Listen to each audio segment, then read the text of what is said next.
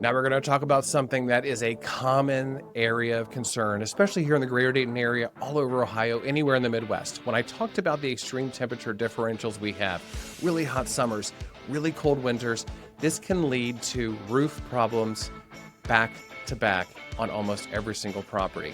And it's not a bad thing.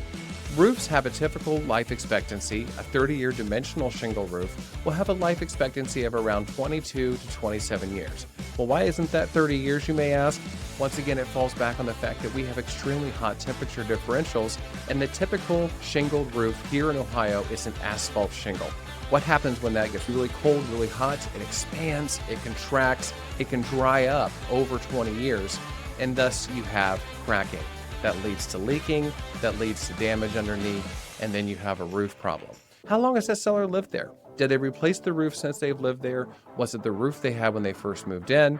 And then you know in advance, is this something we have to be concerned about? Your whole house inspector is going to get into the property. They're going to get up in the attic and look for any sort of leaks. They're going to do a visual inspection. They're going to walk the roof, and they're going to see if there's any damage that should be noted.